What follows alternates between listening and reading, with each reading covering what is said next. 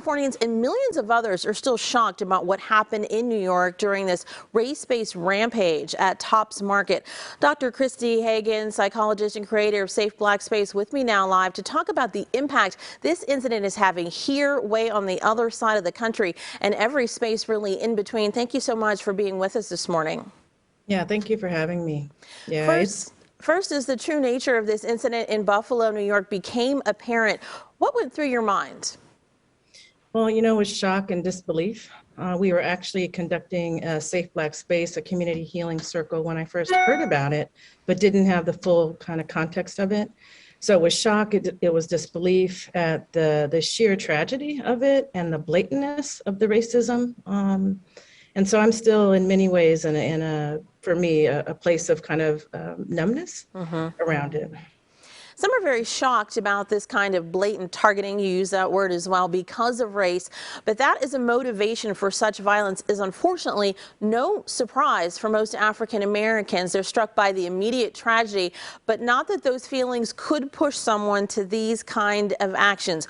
What do you feel that is saying about our society and the resulting regular acknowledgement within the Black community that a lot of people want to see people of color dead? Yeah. Well, again, it's tragic, it's scary, it's intimidating. It's part of why I do the work that we do with Safe Black Space in terms of creating not only, excuse me, a sense of internal safety, but the reality of our lives are at risk.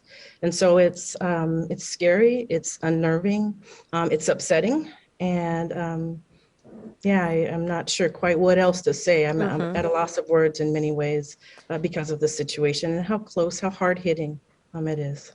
To that end, you study the actual physical effects that racism can have on people, and a lot of people may be waking up wounded emotionally, as you're just talking about this week, even though they were nowhere close to the physical site of this tragedy in New York. Can you kind of explain how that trauma transfers?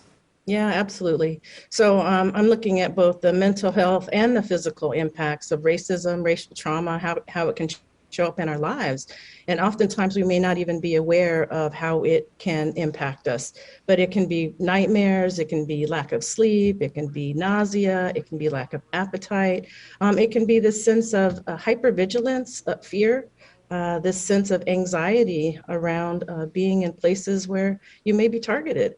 Unknowingly. And this situation in terms of happening at a grocery store, a place where you just would never imagine something like that. So it can result in this feeling of uneasiness. And what happens when you have a huge part of the population, let's say in this case, America's entire Black community, walking around with this fresh image, this fresh knowledge that, yes, things really are still that bad, that I can be running to the store for an onion, picking up meds for my sick neighbor, and someone wants me dead just because of the color of my skin. That changes how people operate in their day-to-day lives. Yeah, absolutely, right? It's a lot to carry. It's a lot to walk around with. And I think, again, as you were mentioning, many Black people, this is nothing, quote unquote, new in terms of the experience, but the blatantness of it is a lot to carry.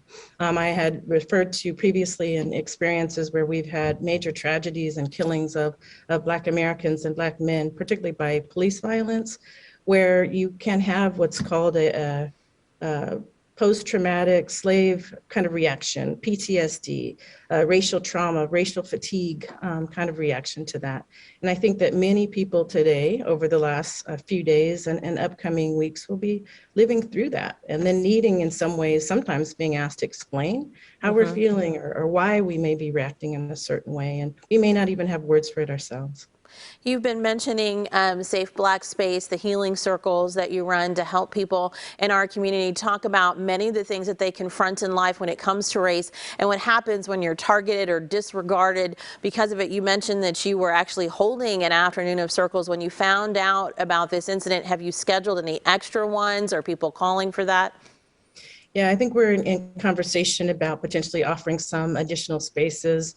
We're doing some work with Elk Grove Unified School District, actually, and had a circle scheduled this Thursday specifically for Black community members that are part of Elk Grove Unified School District. But I imagine with this tragedy and the number of folks that are having reactions that we may include another healing session virtually to support folks who may be needing a place to talk and vent and scream and love on each other.